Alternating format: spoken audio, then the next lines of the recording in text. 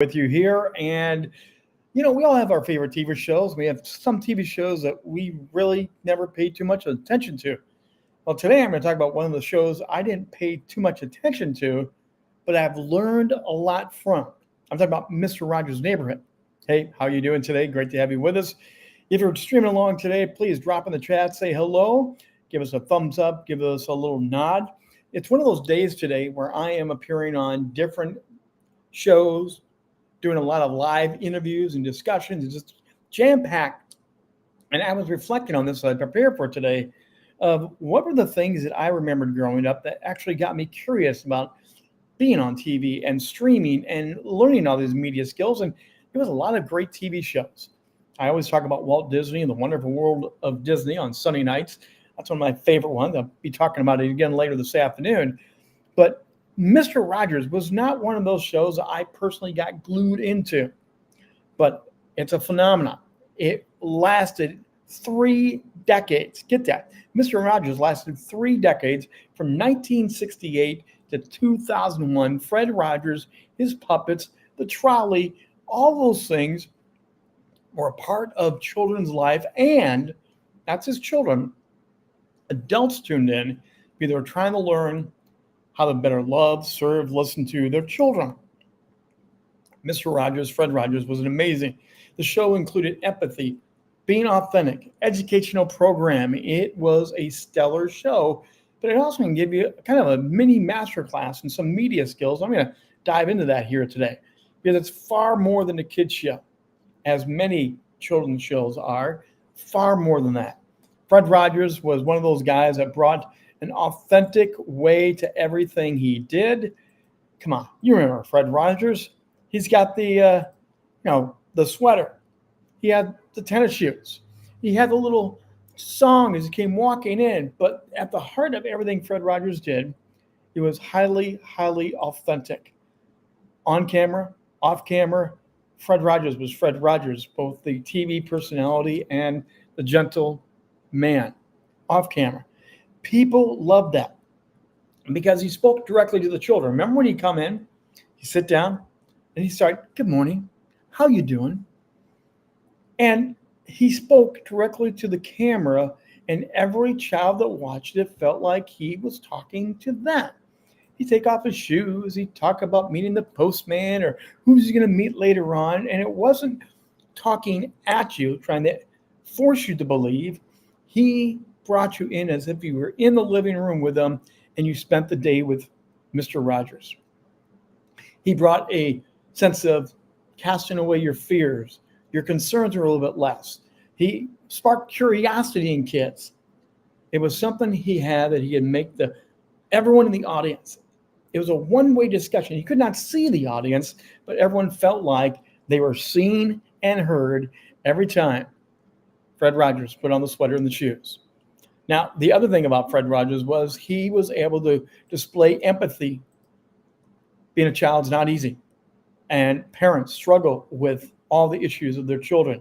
I can only imagine what Fred Rogers would be talking about today in the world we live in, with the high social media and the bullying going on, and so much being put in, the violence in our schools, the fear in the streets.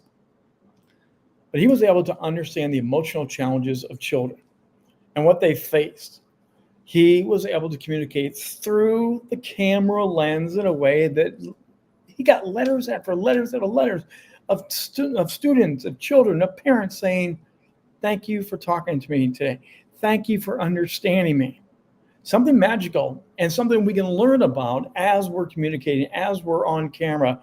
A sense of empathy goes a long ways to any audience.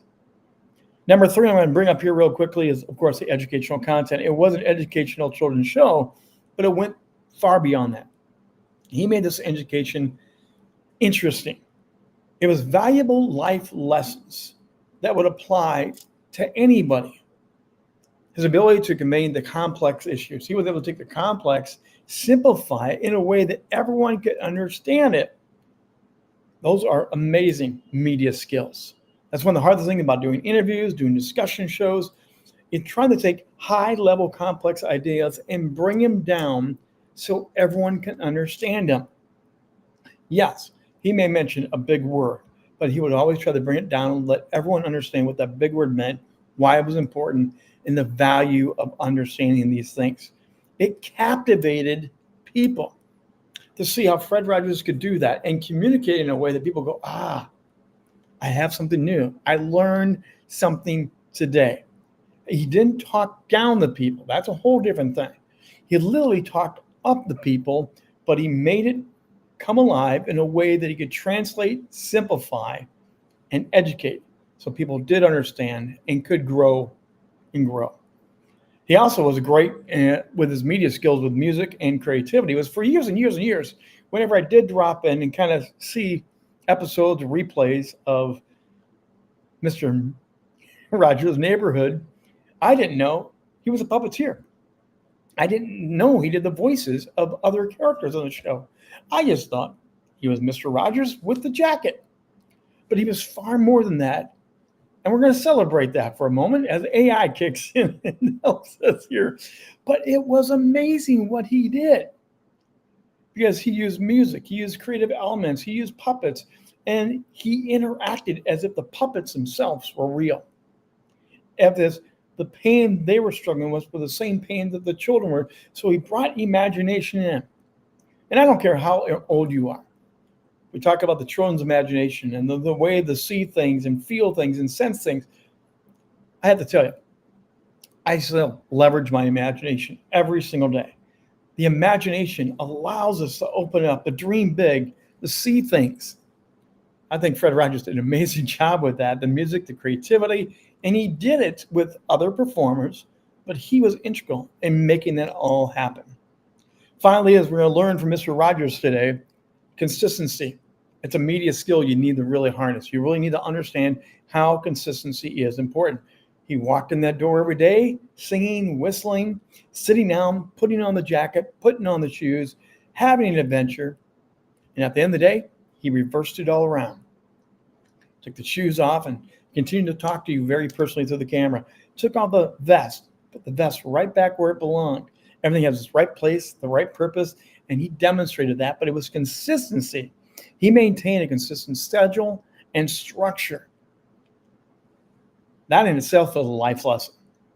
More and more, we need a society, we need a culture where people are maintaining more consistency and really living a strong, positive life.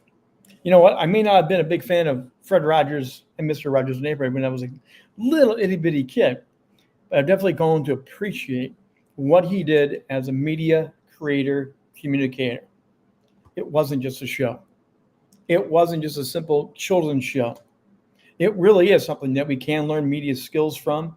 We can glean on communication, interaction, and maybe even get back some of those simpler times and simpler values if we just pause a little bit and reflect on Mr. Rodgers' Neighborhood. Hey, that's going to do it for today. I'm the Trigger Rich Bontrager. Thanks for dropping on in today. We'll look forward to having you right back here.